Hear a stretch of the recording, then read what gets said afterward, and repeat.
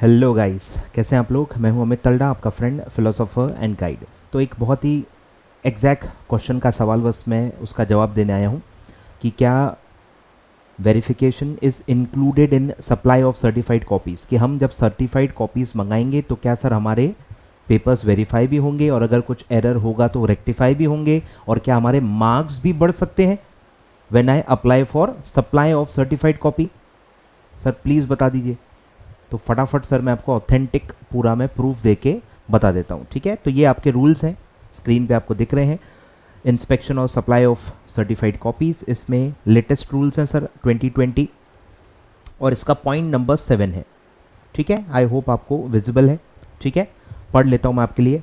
Before providing inspection and or supply of certified copies of answer books to a student on his or a request, if it is noticed that answer to any sub questions or questions of his or her answer book has been or have inadvertently remained unevaluated, ठीक है, omission हुआ है, check ही नहीं किया है, और there is some posting or totaling error, the institute would rectify such omission and commission and communicate the revised marks or results to the student. However, it may be noted that re-evaluation of answers is not permissible under regulation 42 subsection 2 of ICSI regulations.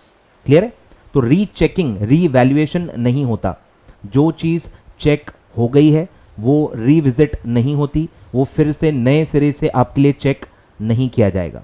तो अगर कोई answer को आपने सही लिखा होगा but उन्होंने zero दे दिया है, उन्होंने चेक कर लिया है, zero is also included in checking, ठीक है। तो ज़ीरो दे दिया है पर आपको लगता है सर इसमें तो 2 मार्क मिलने चाहिए, कुछ नहीं कर सकते। बुरा लगेगा, दिल से बुरा लगता है, लेकिन कुछ नहीं कर सकते। रीचेकिंग का राइट अभी तक नहीं है, तो आप कोई भी चेक्ड आंसर को चैलेंज नहीं कर सकते। अगर कोई चीज़ चेक ही नहीं हुई है, कोई पेज पे मार्क्स कैरी फॉरवर्ड नहीं हुए हैं, या कहीं लिखने में गलती हो गई है, 21 को 12 लिख दिया है, ऐसे कोई पोस्टिंग या कमीशन एरर हुए हैं, तो वो ज़रूर रेक्टिफाई किए जाएंगे और आपका मतलब verification is included in the supply of certified copies, ठीक है। बहुत ही क्लियरली सब कुछ लिखा हुआ है। तो ये सवाल क्या है, सारे बच्चे बार बार पूछ रहे हैं, तो इसलिए मुझे लगा एक प्रॉपर वीडियो में प्रॉपर रूल्स का मैं बता देता हूँ ताकि कोई कन्फ्यूजन न रहे, ठीक है।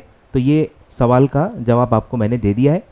अब काफ़ी बच्चे वही कंपेयर कर रहे हैं, तो अब दोनों तो आप अप्लाई कर ही नहीं सकते। काफ़ी बच्चे भी पूछ रहे हैं सर दोनों अप्लाई कर दें क्या। अरे जब सप्लाई में वेरिफिकेशन इंक्लूडेड है तो क्यों दोनों तुमको अप्लाई करना है, पैसे ज़्यादा हैं क्या। हैं तो मेरा बैंक अकाउंट डिटेल भेजता हूँ भाई, डाल दो, ठीक है। तो समझ रहे हो, तो नीडेड ही नहीं है, तो दोनों अप्लाई नहीं करना है। सप्लाई ऑफ सर्टिफाइड कॉपीज अगर अप्लाई कर रहे हो तो आपका वेरिफिकेशन उसी में साथ साथ में हो जाएगा। क्लियर है। और दूसरा कि सर किसके लिए ऑप्ट करें, वेरीफाई करें या सप्लाई करें। तो अगर आपके मार्क्स काफ़ी कम है, मतलब आप फेल हो, 40 के नीचे हैं, और आपको ये भी पता करना है कि यार मैंने क्या लिखा है, चेकिंग कैसे हुई है, मुझे अपने मिस्टेक्स भी आइडेंटिफाई करने हैं, तो 100% आपको supply of certified answer sheets के लिए जाना चाहिए, ताकि आप आंसर्स भी देख के सेल्फ इवैल्यूएट करके या टीचर्स को दिखा के कुछ ना कुछ इंप्रूवमेंट्स कर पाओ। पर अगर आप, कुछ बच्चे ऐसे भी हैं जो 58, 59 मिले हैं और उनको एग्जम्पशन चाहिए और इसलिए वो कराना चाहते हैं वेरिफिकेशन, तो उनको सर्टिफाइड कॉपी क्यों चाहिए भाई। 58 आ चुके हैं, आपको तो इवैल्यूएशन करना नहीं है।